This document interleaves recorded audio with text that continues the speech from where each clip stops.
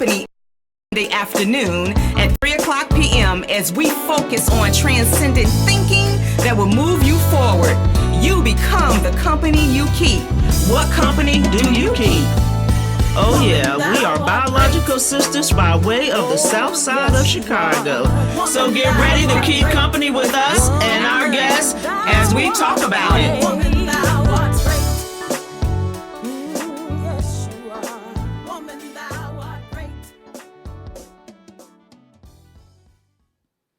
Well, good afternoon, everyone. Welcome to Sisters and Company Talking About It live show. You know, we are excited to be in the house again this Sunday. Thank you all for tuning in, and everyone that's on our social media feeds, please, please, please go to listenvisionlive.com so that you can see the show in its entirety. And of course, today we want to make sure that you're calling in to ask questions and engage us in this conversation. And the number is 833-202-TALK. I am Dr. Sharon Cradle, and I am the oldest of this dynamic duo. And I am Sherelle Higgins, and I am the favorite of this dynamic duo. Okay. And we have our friend back, James Ward. Woo-hoo! Yes. For our part 2 of our conversation that we had with James. I keep calling him James. You know why I'm calling you that? Because I have something about calling people by nicknames or names, you know. So I want to call you by your first name. And so I'm like, James is just coming off my tongue easily. So that's what I'm going to, if that's okay. That's good. Okay, I know we called him Ward, but I'm going to call him James because that's what keeps coming off my tongue.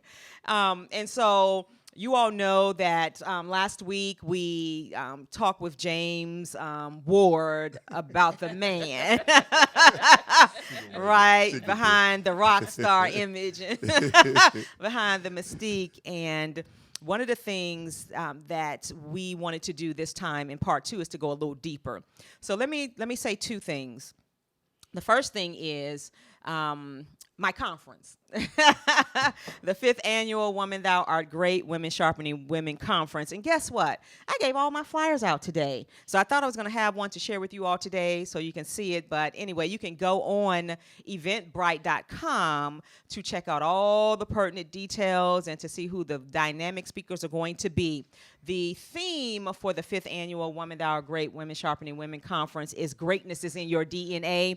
And if you all don't remember, although we weren't talking about women, one of the things that James Ward talked about last week was the greatness that's in him, right? Where he comes from, right? And so we all have greatness in us. And so we have to make sure that we know what that is and tap into that to get to where we want to be and what our purpose is supposed to be on this earth. So the conference is March 28th, 2020. Ladies, get your tickets. Men, buy tickets for the significant others in your lives, or your daughters or your nieces. It doesn't matter.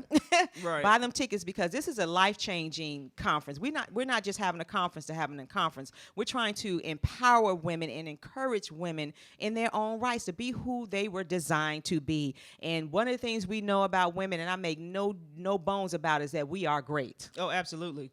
I don't know how to be nothing but great. Exactly. Not perfect, but we are great. Oh, absolutely. Yeah. And perfection is not even like in the sphere of, anything, because we all know that perfection doesn't exist. Exactly. And so, and yours truly, I am the conference MC. That's right. And for all of you people who talk about, how funny I am and all of that stuff and just love my Facebook posts, you haven't seen anything yet. I am not scripted at the conference, and I don't practice before the conference. Right. Mm-hmm. I just give it to you straight. Whatever comes up at the time is what I say, and I'm the one who keeps the conference flowing and entertain the crowd. Exactly. So get your tickets. We would love to have you there. I promise you will not regret it. You will not. And we have every year 100 plus women that come, and they're starting to bring their younger nieces and sisters to the conference, and cousins, because it is so dynamic, and it's some things some of us wish we had known, as we started matriculating through life. So it's just about us reaching back and helping someone else.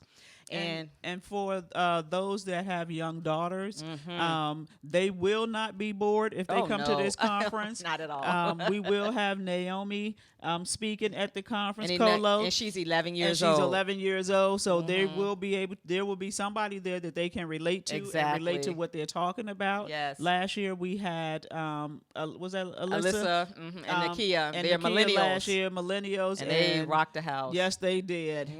They kind of talked to the parents, yes, right? They did. And told us how we need to be parents of this new generation. Yes. It was probably about 5 years too late for me to get the message because I was already set in my ways as a parent. But, I did learn one or two things from them that I did not adopt, but I should. Right. But, how we do.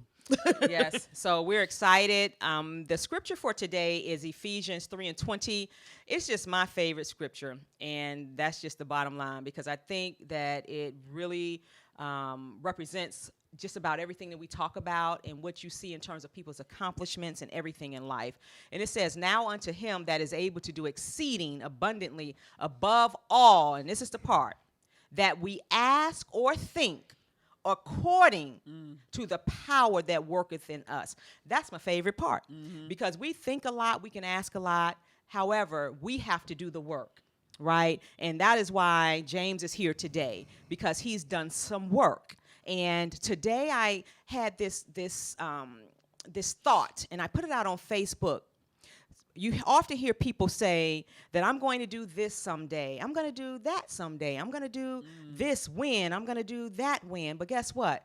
That when, that someday is today. Because tomorrow is not promised. So whatever that is that you want to do, start doing it today. And ask yourself, if not now, when? Right. If not now, when? Right, because the conditions will never be perfect. There will just never be a perfect situation for you to get started on where you want to be in life. And that's what we're going to talk about with James today. And so what we asked James to do is really, he gave us his testimony last week. We're asking James to go a little deeper because I believe that when you go a little deeper, that's when you really help people to resonate with your story, people to understand and give people some nuggets that they can walk away in terms of, okay, how did you really get there? And then what did you do to move yourself to where you are now? And so, James, welcome to the show again. Thank you for coming back to back. Yeah, exactly. We really appreciate you. Let me just say this. We all have a story, right? Oh, my goodness. And how many people have enough courage yes. to really tell their story? Just strip down and tell your whole story to anybody that's listening. And so we asked James Ward to tell his story, just kind of strip all the way down to tell that story because this is a no judgment zone, right? Right. And our stories are to help somebody else. It is not to be critical of one another. And so as you all listen to this show today, please just keep that in mind. If you had the opportunity, could you tell your story and be transparent with that story? I know I would stumble a little bit because there's some stuff I done did I didn't want y'all to know about. Exactly. Give the key away to the clock. Right. Exactly. Put it in the bottle, threw it in the ocean. But it's freeing. Right. I was watching this show yesterday, and this guy was talking about, being married to his second wife, and he was talking about some things that he would do, like he would just disappear, didn't come home. And what would happen is the wife would send him to the store. And something would trigger an experience that he had as a young child. And because it was so overwhelming and he was so angry, he would just get in his car and just drive for 4 or 5 hours. And then he would stop, get out of the vehicle, just kind of get himself together because he wasn't telling anybody his story. His wife didn't know his story. And then one day he came home because his wife was just confused.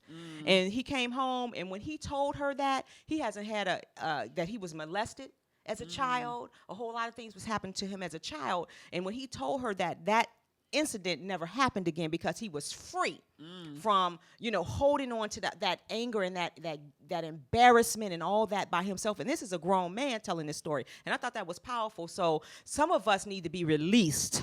You don't have to necessarily tell it to the world. Right. But go see a therapist. Go see somebody and tell somebody because we know that we as human beings are some flawed people and we have done things to people and people have done things to us. Get over it so that you can live that free and healing life because that's what it's really all about. So, James, just reintroduce yourself to our listening audience. Tell them, where you're from, who you are, and then we'll progress in the conversation. All right. Hello, everybody. Again, James Ward from Washington, D.C. Born in September '63. I have three sisters, and a brother, but I had 5 sisters altogether. 2 of them passed away. My mother's passed away back in 1989. I'm just out here trying to give back and just let everybody know that there's always hope. I believe faith without works is dead. Because it is.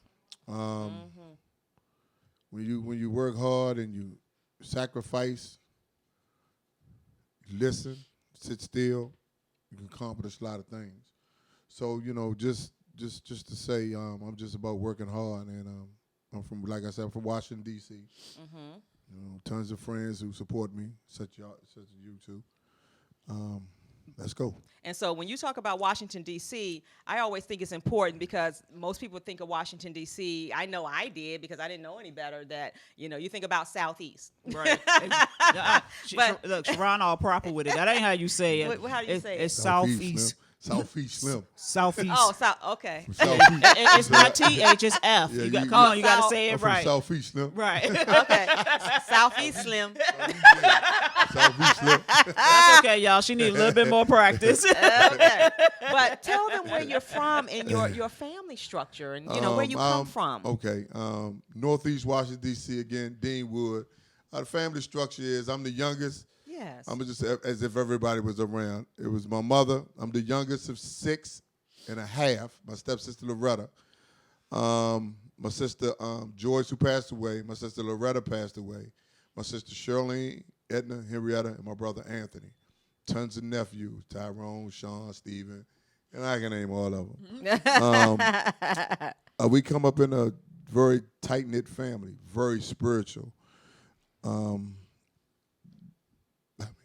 Well, that's good. Yeah. And you played football. Yeah, okay. I played football at Woodson, and I went to Virginia State University, where I played 4 years there. From there. And so the backdrop of that story, and the reason it's always important to set that foundation. And so the backdrop is really the Virginia State, because he shared with us last week that, how he got to Virginia State. And, and it was, I thought it was significant when you talked about in high school that you could have gone to James Madison or Hampton or some other schools, NC State, but it was a grade point average thing. And I want our parents and our children to listen to this. Because you had a 1.9. At a 1.9. And tell the story about James Madison. James Madison and North Carolina State University came to see me. They came to the high school, Woodson. We had a game that Friday, and they went into the office, and they always check your grades. Right. At a 1.9. And after the game, they talked to me, and they told me if I can get a 2.0, James Madison wanted me real bad. So I didn't know. I knew nothing about credits. I really wasn't. I wasn't into school, but I went to school because back then that's what you did. You went to school. We had truant officers, so it wasn't like you was gonna hang out on the street. Right. And plus, if you stayed home with your moms, you was watching stories and the news. And That's all right. My children. Wasn't no cartoons on between 9 and 3. Wasn't no hanging in those streets. Everybody just looked forward to going to school. Yes. So Bob Smith, who I said before, went to college with my defense coach, Mo Warren. And he told us, if we wanted to play ball, go to Virginia State. Again, I said, like I said last time, my 2 cousins went there, Leonard and Maurice Banks, and that was the choice. I chose Virginia State. And from there, I had from a football side of the house, I had a great career at Virginia State. Yes. Great career. But, the struggles came from the educational side and my personal life. As everybody know, I say now that I was a character, but truth be told, I had a scared little boy in me. I had a scared little boy in me. Yes. We all got a scared kid in us. Yes. Yes. although my mother raised me, had conversations with me, beat me, and when I did something wrong, discipline. Right, because well, let's be clear. I'm not dialing 911 on her, so she Right. beat me. Go get the switch. Go get the switch. the belt. We got whoopings. I'm not dialing 911. That's the Pepsi generation. But anyway, and then I missed a lot of elements. You know, as I watched the show and I think deep more, I was missing a lot of elements and parts that help develop young men when they're coming up, especially during my era 37 years ago. My mother did raise me in a motherly fashion. My sisters raised me as they brother in the form of stop being hard-headed, stop acting up, Right. that way. They did the best they could. They knew they did what they knew how to do. Right. As you know, as being a young man, young kid, but that father figure I didn't have because I didn't have nobody to put your hands up. This how you throw a punch. You know, get outside, fight them. You ain't coming in here crying. You know, I just didn't have it.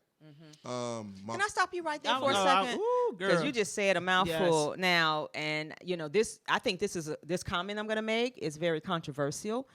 I just believe that women can't teach men how to be men. Girl, I was going to say the same thing. I think you can raise them to a certain point. That's absolutely right. And so I want to know, just based on what you said, what are your thoughts about that? Well, it's based on the social and economic environment. The single parent is coming up in, and the knowledge she has from how she was reared. If she had a strong father, tough that's brothers, interesting. Uncles. That's interesting. Then they know how to at least do some of that. Keep the boy on task. Okay. And when they drift, then you can turn to the male role models in the family. And but I had uncles. I had my uncles. My uncle Sonny. My uncle Jim. I had my uncles who, you know, put hands on me. But like I said, I guess I could say not knowing what being arrogant was. Yes. But we're gonna say being hard-headed. Yeah. So being hard-headed and stubborn. And of course, I've learned I learned over the years when me and the family talk. My mother used to take me to see specialists, behavior specialists. Okay. You know, so I had that issue. That mental, you know, that's a big part right there. Was that from the anger? Because I know you talked about that. I mean, the anger came when I felt like I wasn't getting my way. Okay, you just start acting out. I felt I was being treated wrong. Okay. Anger. So, but I had plenty role models, plenty male role models. My brother-in-law Ronald, he was always there for me, and my God rest his soul, my cousin Skip. They would. I was a Boy Scout. They would work with us, the kids at the church. The church always had fun organization for us as a kid. So my brother-in-law taught me how to shoot archery. He followed me in football. You know, he helped me out, go to camps. He, got me cliques. He put me in his van and took me to state. So my brother-in-law Ronald, he was there. But when you look at the individual males that I had, I would listen to them, but then it'd go in one ear out the other. Okay. So it was, I had the stability there for men in my life, but the next move was on me. Right. Well, let me just say this though, because you just brought up another point. You know, it's all great that we have other role models in our lives, right? But there's nothing like a father being in your life, and especially to a young boy growing up, because that's where everything starts, right? And having those other role models is only a bonus in your life. And so for our male audience, I challenge you to figure out a way to help another brother become a father and not just be the person who laid down and had a baby, and encourage them to move beyond the discourse with the baby's mother and to make it a priority to be in your child's life, because your child needs you. And this is not about money, right? Because money only gonna take you so far. This is about the emotional support that children need from their fathers, girls and boys, because fathers can teach us as young ladies how men are supposed to treat us when we grow up, right? And fathers can teach the young men how to be men. I said to my husband the other day, I said, thank you for teaching our son how to be a man. And he said, well, what happened? I said, we both left the house in two separate cars. My car said I needed some air in my tire. I told my son, follow me to the gas station, put some air in my tires. I ain't had to get out the car. I ain't had to do nothing. All I had to do was pull up to the air pump. He knew how much air to put in the tire and everything. I don't know how to do that because I'm a diva. I don't do that kind of stuff.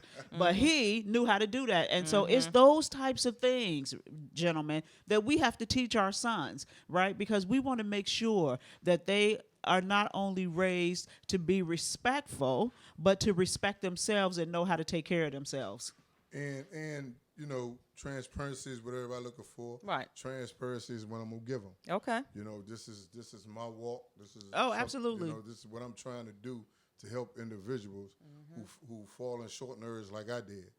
I mean, truth be told, I'm not gonna use no profanity, but I was mad as hell that I did not have a connection with a father.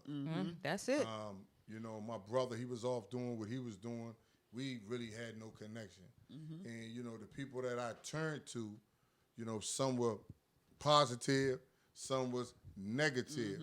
But if you're a kid coming up during my time, most likely you'll turn more to the bright things than the shiny. dull things. Yeah, the You shiny. know, the shiny things is going to catch you. Absolutely. But the dull things is what you need to be focused on. Right. Because that's what's going to get you to the end of the road into being a young man. So, you know, that missing link for me, for my life, for my story, played a big part in the journey I took after leaving home, going off to college. And so how did football, particularly in high school, were you ever in trouble in high school? I know you talked about. No, when I got to Wilson, I was silly, playful. Called me a clown, you know. But you know, I still felt lost. You know, there wasn't my district. Everybody I'm in at Wilson, they either went to Evans or somewhere else. Few people from the neighborhood. My good friend Wayne Ingram, we used to walk to school together. A couple other guys when I went to middle school at Merck. You know, and we from the 8th grade, all of us went to Wilson. So we had 2 years at Merck together, and they lived on J Street, but not down off of 45th where I lived at. So, but we got to high school. I was just basically silly, you know, and trying to find my way. You know, I could say I had a lot of good friends in high school, you know, but in the football. Well, that helped you. Yeah, football helped us a lot. It just gave us something to do. It kept you out of real trouble. Yeah, it kept us out of trouble. I mean, you know, our coach Bob Hinton and his crew, they was not having it. We had a defensive coach named Sonny McQueen, Coach McQueen. He ran the DECA organization. And you know, Coach McQueen to see you in the hall. Yes. If you don't use sir or you curse, he's known for punching you in your chest. You know, but that was that discipline that we got from men during our time in school. Principals would beat you, chase you, teachers would chase. It was just different in our time. Right. You know, and we was taught no matter how juveniles we were taught to respect our elders. Right. You know, say that again for the back people in the back row. Excuse me, Mom. I got a question. Yes. Why grown-ups is talking. Right. And that was just something that's instilled in all of us, no matter what role we took. Right. So Wilson went swell. I mean, it went swell.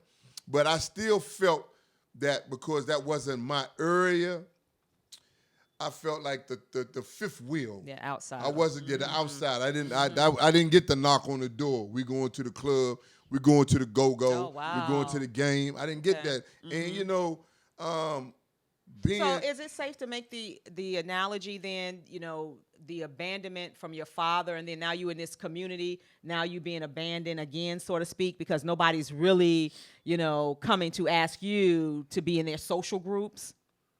I wouldn't use the word abandonment, but it's just what it was back then. Okay. People dealt with you, or they didn't deal with you. Okay. You know what I'm saying? Or they didn't deal with you. So I don't have nothing bad to say about my Wilson time. Okay, good. Wilson was great. Wilson was great. I won a championship there, and our principals was tight. They still just like Virginia State, Wilson has a tight knit community. Right, exactly. They have web pages, they have cookouts, they had the games. So it's real good. So just like with Virginia State and that close-knit community, your grandmother, your grandparents left the house to the family, and it was connected to the church. So the foundation, and because someone is asking that on our social media feed, did you have grandparents that influenced your life as well when you were younger? Well, I believe my mother had me at a late age. Everybody I was coming up around, all my cousins, my uncles, my grandmother, they was already up in age. Okay. So it was more so, they called me Jim Boy when I was little. Jim Boys, go in there, do this. I was a kid. Right. So okay. I think my mother had me at a later age.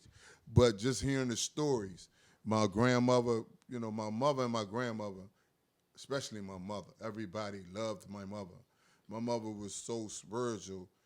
Whoever met her took to her, and she did everything for everybody. If you ask me, one regret in life that I lost it, but I had my mother's Bible.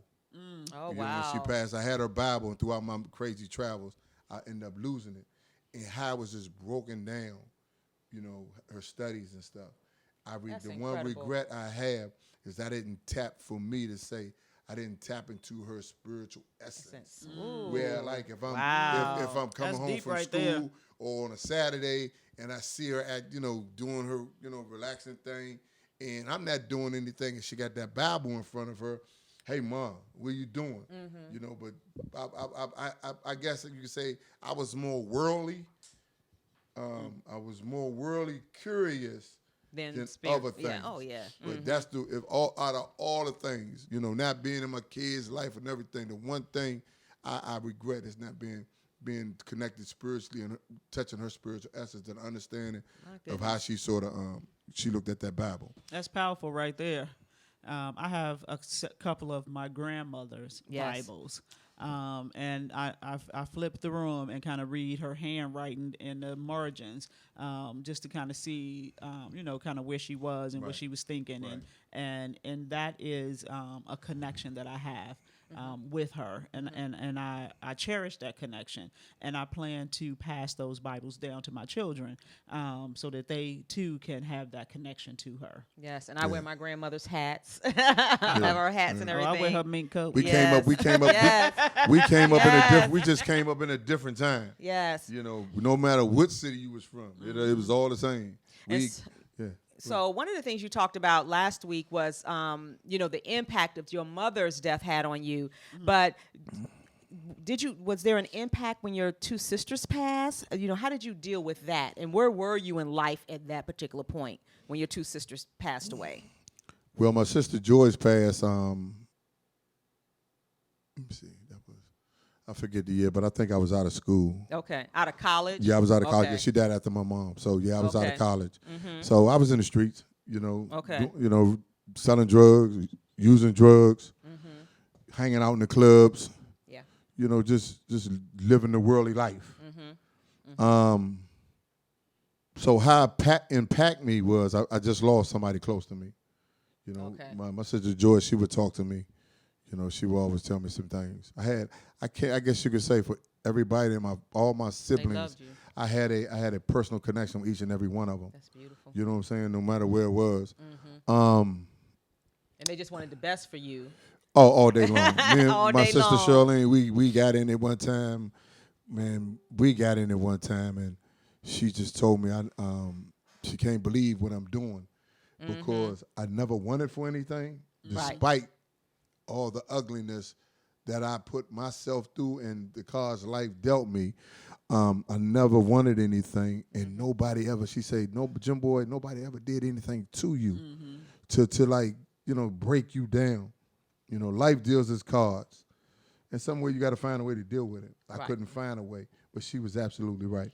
So let me ask you a question. That's awesome. Because you alluded to this last week, and then you just alluded to it again, and I just want to kind of bring some light to it for our audience. You said you sold and used drugs. What kind of drugs? Cocaine. Okay, and so how did you get involved in that? Was that was after college? I was introduced to powder at the Red and White Ball my sophomore year. Oh, okay, that was in college. Yeah, okay. in college. That's when I was first introduced to it. I mean, I never thought nothing of it. It was just, I guess, to fit in. And you were introduced to it as to use or to sell? Just to Just to use it. It's like passing a joint. Here, try this. Oh, okay. Oh, okay. Yeah. That was it. Money was short, so I sold nickel bags, the brown sack bags, and then after football was over, that's when I started getting involved with selling coke. Did you have any aspirations to go to the NFL? Yes, I did. Okay. And we'll come back to that piece because I think that connection there, because that's, yeah, that was an ugly situation. With right. But the thing with coke, it started out like most people, recreation, putting powder in a cigarette. Then when I went to the rock, I just crunched it up, then put it in a cigarette.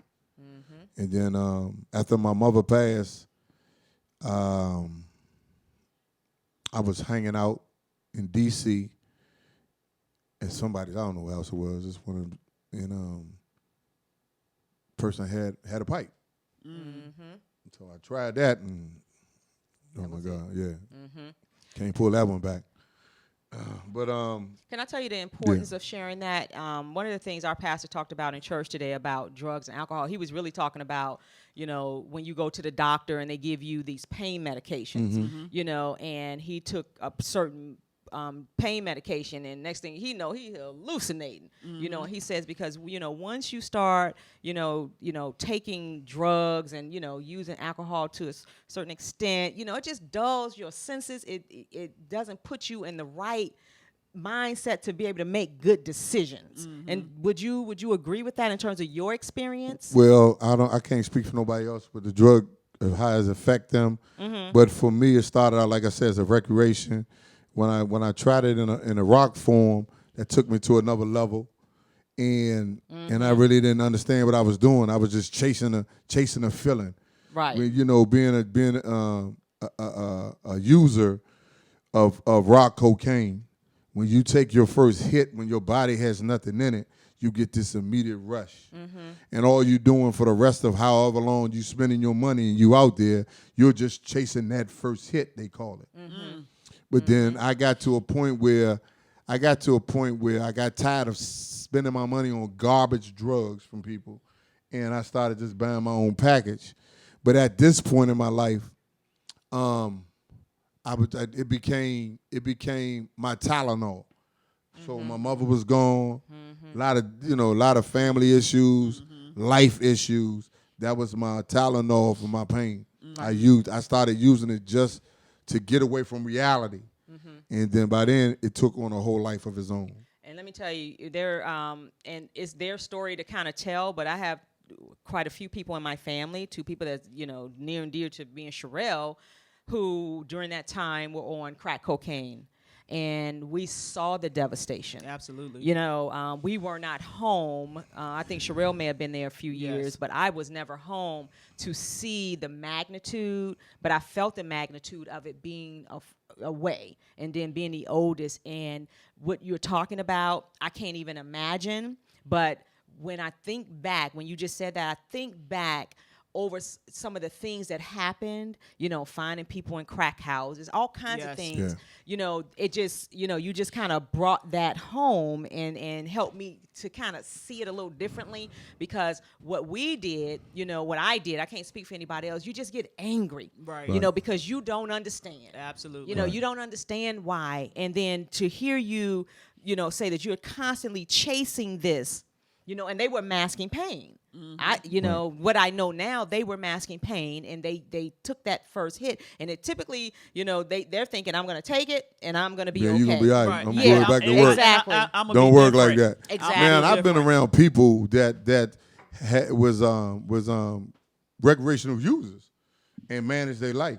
It's possible. For crack cocaine? Yeah, from raw cocaine. Oh, so, wow. I mean, I've seen it. Functional. Function is a functional addict. Right. Okay. But, I mean, don't fool yourself. Right. It's an illusion. Mm-hmm. At some given time, it's going to catch up with you. Mm-hmm. At some given time, it's going to take its visible effect. Finances, time, work, health. At one of the speakers that was spoke in my class, I stole his phrase. Mm-hmm. It doesn't get you on the front end. It gets you on the back end. Yes, exactly. And so that's the impact. Those things that you just listed off. Say that again. How does it impact you financially? Financially, spiritually. Yes. Family wise. Yes. And just time, money. Health. Yeah, health, and just your common sense. And I learned a new word this weekend. Last Friday night, I was out in the street, and I heard a new word called situationship. Right. Mm-hmm. And so it impacts situations, right? Right, it does. So you may not be in a relationship, but you got some situationships. Right. I mean, it's like I put my family, my first wife with my kids. Mm-hmm. She was a soldier. I got your back. I got your back. I got your back. And then, she couldn't do it anymore. So, right. I mean, she had to do what she had to do. Oh, absolutely. For herself, for the kids, and my daughters are beautiful. Do you have a relationship with your daughters? No, I don't. I don't. I try. I've reached out since I got out of prison in 2013. Mm-hmm. But, my counselor in the drug program in the federal prison told me, when I'm talking and we sharing and we writing in our journals, he would always say, I hear how you talking about the relationship with your kids. But he'd say, whoa, but I want you to understand something. Your kids might not want to deal with you. Right. Mm-hmm. For whatever reasons. Mm-hmm. Right. For the stories they've been told, for you wasn't here for us, or for whatever. Somebody's been around, their grandfather played that role model. But, for me, everything is in God's hands. Mm-hmm. It's in his hands. Mm-hmm. I gave it to him in 2007. I turned the car off, got in the back seat, he started driving. Mm-hmm. So I still fell out the car sometimes. Mm-hmm. Right. But he comes around the corner. Mm-hmm. Come on, get back in here, I got you. Mm-hmm. So, I damaged a lot of relationships. Mm-hmm. A lot of friends cut me loose, you know what I'm saying? Mm-hmm. And that's cool. Mm-hmm. But I have a lot of friends who unconditionally stuck with me. So let me ask you something, and this may not be important for you, but have you tried to make amends for those people, who had your back, and then maybe something happened? I don't know what happened, but some things happened, and now they're no longer in your life because they're like, we've tried. Well, I wrote a letter when I got out, and I was in the halfway house in Newport News. I wrote my ex a letter. Okay. Yeah, I wrote her a letter. And, what about your girls? Well, I've always sent them things. Okay. Letters, cards. When I found out what high school they was in, I was dropping gifts off. Mm-hmm. Cards, pictures of the family, my side of the family. Yeah. Yeah. I've reached out. Okay. Oh, my kids know who I am. Mm-hmm. Yeah, don't get it. They know who I am. Mm-hmm. But it's I'm just letting it. It's going to unfold in their time. Yeah, and it will. And then when it's all good time. When it's time, you're right. When God decides that it's time for you to reconnect with your daughters, that's when it'll happen. Yeah, he knows it's something I really want, but he has something already in store for me. Right. So. And you said something last week that I often hear some men say, when you're looking at programs and everything. So you said when you got in that car, in that back seat, I think it was 2007, and you said, God, take the wheel. and you had to go to federal prison. I don't know if that was all the same story, but you ended up going to federal prison. You were relieved. The whole world came off my shoulders. Right. And so I often hear men say that, and when they're saying it, you're looking at them, you can just see the burden, because you know, for most of us, we're like, you know, I don't want to go to jail. Right. You know, so talk to us about why it was such a relief, you know, why it freed you to be locked up. Because no matter how many nights and hours and days that I spent smoking, selling, stealing, manipulating, how I was raised, my God, is buried in me. My mother raised me. My uncles raised me. I made a choice to live a worldly life. So my foundation of who I was, who I am, always was in me. So there was plenty of times when I didn't feel like doing anything, not spending my money. I would still sit there and wonder, how can I shake this?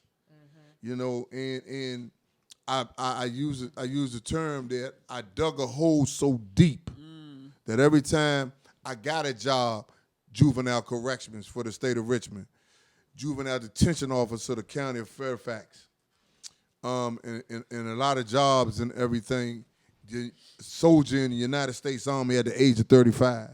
My hole was so deep, my foundations were cracked, and I only turned to what I know. Drugs to make a way. So I've always looked for a way to stop, to quit, to get off of it.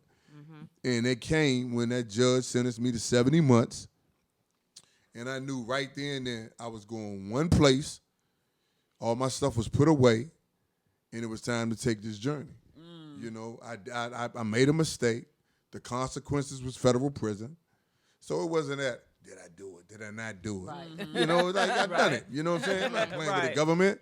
You know, I was facing 10 years, and I ended up getting 70 months, was 5.5 years because of some VA stuff that was in my record and my health. You know, and then I took responsibility. And the way the federal system is, when you take responsibility, they on a point system. You know, my point started, I forget, but it ended up being at 27. So that was the low end of the scale, 70 months. And then when he gave me the RDAP program, it allowed me to complete that, the aftercare, and they took 1.5 years off my sentence. Okay. So I ended up doing 3.5 years. Okay. But that's why that was like just a relief. And can I just reiterate what James Ward said here today? It matters how children are raised. Oh, absolutely. It matters how children are raised and what you pour into children. And like James said, he made some decisions to go in the direction that he went for whatever reason he decided. But it wasn't because of what his family did to him, right? Because his family poured into him. And so when the time came for him to get himself up out of that ditch, he reached down in his soul and grabbed on to what his family poured into him. Yes. It matters. What does it say? Raise a child. My goodness. What's the saying? That just shook me. That was powerful. Help me with that. Raise a child in the way that you would have them to go. Yes. And right? And they will never depart from it. Train up a child, and when they come back, because you came back to something that you were familiar with, because you my knew foundation. You knew the difference between right and wrong. Yes, we all do. That's the first thing you taught. Right or wrong, don't lie, don't steal. Respect your elders. Right. The people that come up during our time. You just said a word that burns my soul. When people do it, it burns my soul, and that's lie. Right? That's just one of the things that burns my soul about people, but that's a whole nother story. So let's get to that. I think that was a great under the iceberg kind of conversation to get us to where we're going to talk about next, because the JW effect. Yes. I love that. I love the JW effect. I love the sound of it. Can you tell our audience what it is and why? What's the why behind creating the JW? what it's for, what do you do with the JW effect, Well, and then why did you create it? With a JW effect, because I was missing certain elements in my upbringing, and when I could look and pinpoint in the speakings I had so far with students and individuals, and I see that they're missing it too. So I believe I'm taking it personal to show them that here's an individual that came up in a family structure, came up in a neighborhood that was very strongly connected, that had opportunities, even I didn't understand things, and I left home as a young adult and got caught up because I didn't have, I believe, the structure that I need to move into the next stage of life at that time. And I don't want that to happen to them. I want to give a message out through my story, my journey, and my pain. And once because when I'm transparent with them, then they can say, yes, one student told me the problem she was having with her mother, father's dead or father in jail. That resonates with me. That lets me know I can make it. Thank you, Mr. Ward. Yes. So I really I'm taking it personal because it started with Virginia State because that's where mine started. Right. And I know the kids that they have underlying issues. So, I just, I sat down, I said, I need to do something. I need to give back because when I went through my struggles, I had a whole lot of people who helped me. Yes. You know what I'm saying? So I have to do it. And I know my story is powerful. Everybody, I know it's powerful. I know it's a testimony. And I just believe so. I came up with the JW effect. James Ward affects change. Okay. Yes. You know what I'm saying? Yeah. James Ward, JW affects change. That's what it's all about. And I already see that it's powerful and it's working. So how do you get access to the students and where do you speak? Where did you start?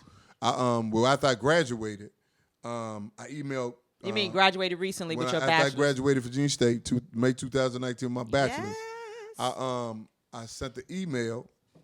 I wrote a letter, email to the president of Virginia State. Yes. Dr. McCullough. And he met with me, and I shared, and he read my letter, and we talked. He said a second meeting. We had a second meeting, and he said he really wanted to see this work, something of my nature on campus, because there are students there who fall into pitfalls, have pitfalls. And you know where he's from, right?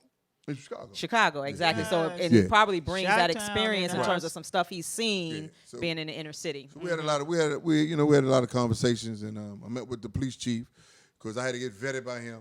Right. Because anybody that's going to be involved with that school, you have to go see the police chief. Right. They run you, but they already knew about my past, but protocol. Right. So I was waiting around for another individual he sent me to. I'm not going to say his name, but it doesn't matter. And I never heard from him. So I sat back and said, hold on, man. This is my school. Right. I mean, literally, this is my school, Virginia State. So Yes. I went to see Somebody else. Coach. Oh, my favorite coach go hit me, man. Virginia State football coach. Okay. And I sat with him. I met with him. I talked to him about myself, what my plans are, what I'm doing. I was preparing some things for Virginia State, and I showed him my accolades, and he was amazed because the coach himself played in the NFL, Coach Barlow. I'm sorry, Coach, if you're watching. And he said, and I told him, how can I help you reach some of your troubled kids, or just talk to them to help keep them on the straight and narrow. He set up a forum for me to talk to him on September 9th, back on September 9th, the week after they played Norfolk. And oh my God, Wow. there's no words. Powerful. And the kids. Powerful in which way? For Powerful you and every time I talk, like I'm talking to you right now, it's therapeutic for me. Let's get that out. It's therapeutic. So it was just powerful. They see me on campus. What's up, Coach? And the first thing I ask them, how's them grades? What is it looking like? How you feel? You know what I'm saying? Because there's life after football. Right. There's life after football. And, one of the pictures I have on my website I had with him out in front of Foster Hall at homecoming. And, you know, a couple of the guys who I play ball with, such as McKenzie, his son just did it. He just finished his last year. He was a nose tackle, Steve. So, and they see me and they smile and they tell me, man, man, we like your story. You know, we needed that. And the other people, the other students that I talked to, the freshmen in Williams Hall, in the class, Dr. Gibson's class, drug use and drug education. I saw him the other day and he was like, man, the kids ain't stopped talking about you. He had speakers throughout the semester. He had one more to go after me. And he said he was like, with the last speaker, blah, blah, blah. And he was the kids were like, is he gonna be better than Mr. Ward? You know what I'm saying? I said, well, you want me to come back and do an encore with the kids? So they really, you know, I know I'm reaching them. So let me ask you this. So when you're looking in those football players' eyes, like, because, you know, you can see the soul of people through their eyes, do you see any of the students you don't have to say names or anything. Have you seen one that you're like, that's the one that reminds me of me? You know, that's the one that I'm going to really try to do something more individualized with. Have you gotten there yet? Or right now you're just getting the message out? The football players at Virginia State are being coached very well by the staff. Okay. The pedigree they have, I think 4 of them played professional football.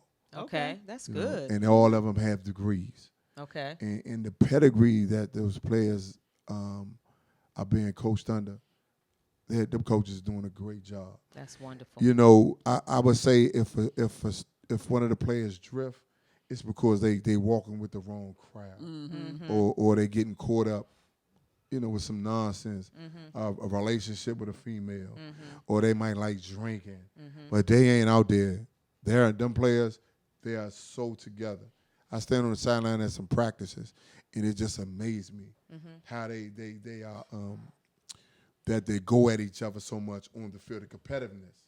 But when they walk away, you know, they still in their groups, but they help each other. Yes. And that's what I see.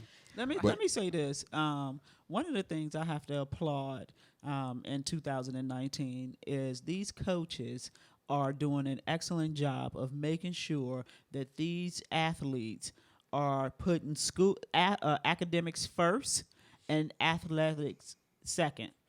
That to me is the way that we should be moving our athletes, because the real is you may be good enough to play on the college level, but going beyond that, you need your education.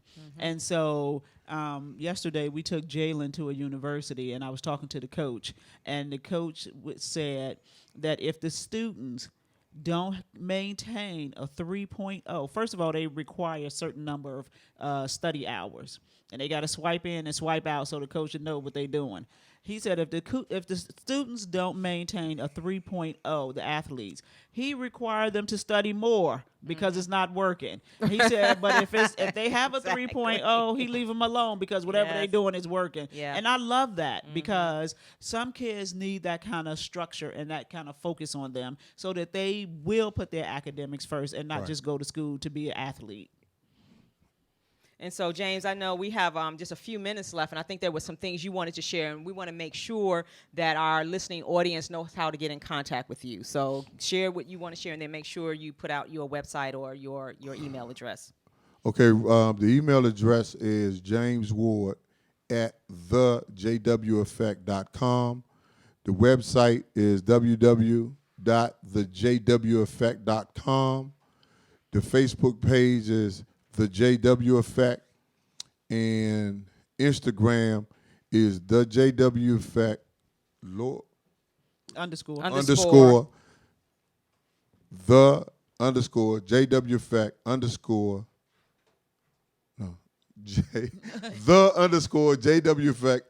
JW Effect We'll find you. Instagram. We'll find you on IG. And I wanted to really personally give a shout out to several people who, you know, was more when I shared my vision. They became 30 seconds. Janae Smith, Quay, Eric Turner, Sean Bird, Tiffany Gurley, and my cousin Kenny Marshall. They've been with me from the outset of this. Yes, and that's they so helped me awesome. Grow this.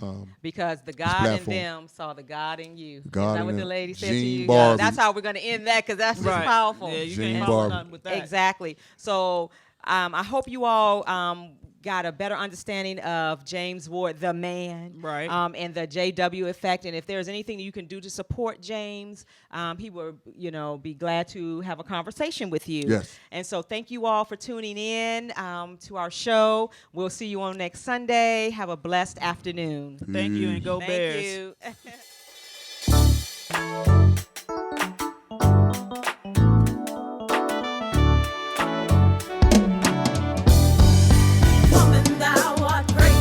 Welcome to Sisters in Company Talking About It Live.